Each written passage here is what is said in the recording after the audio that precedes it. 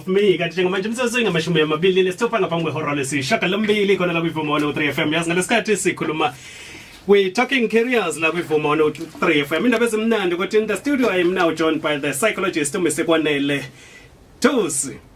Yazi abantu abenza kahle umsebenzi wabo wenza ngezathu ukuthi sekukhona abanye abantu abasuke bebonele kubona base beyalandela nabo bawenze kahle umsebenzi labo bantu basuke bewenze kahle kakhulu umsebenzi.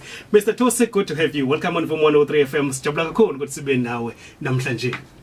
Ngibingelele sheke nabalaleli emakhaya.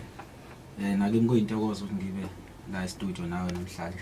Psychologist. Yenza psychologist yini umsebenzi wakho? Mfowethu i-psychologist ngingakubeka ngithi umuntu who studies the human behavior and the mental processes.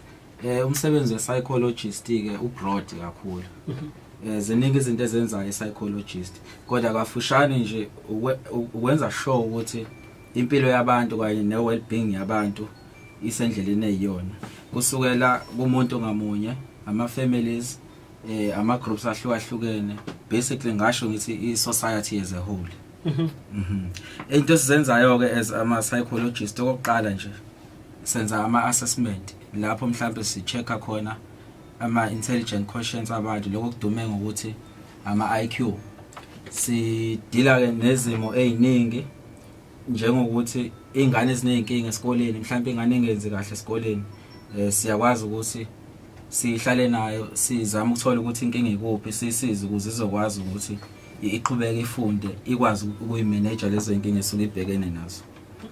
Sisebenzisana nama-professionals ahlukahlukile singabala ama-medical doctors siphinde sibale ama-psychiatrist ngoba kahle kahle wethu umsebenzi akusike ukunikeza amaphilisi njengoba odokotela benza siwanikeza amaphilisi kodwa ukusiza abantu ukuthi bakwazi ukuphila noma sebedlulile esigabeni samaphilisi. Mhlambe nje ukwenzela isibonelo kwethu uma ngabe nje sithi wena unenkinga ye-depression sizokurefer mhlambe kumuntu oyi-psychiatrist ozokunika amaphilisi azokwazi ukuthi akusize ngaleso sikhathi.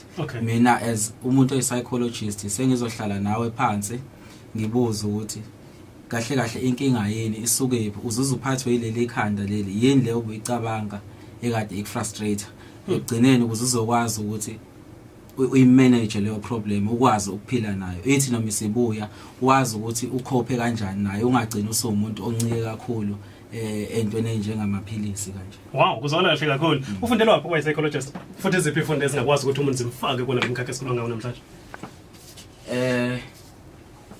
Ukuba i-psychologist ziningi izikhungo zemfundo ephakeme ekufundela kuzona. Uyakwazi ukuzenza izifundo ze-psychologist e-University of Zululand, uyazenza e-University of KwaZulu Natal, e-University yasePitoli, e-Rhodes ikhona futhi nase-University of South Africa, ise-Fort Hare, ise-University of the Western Cape kanye nase-University of Free State.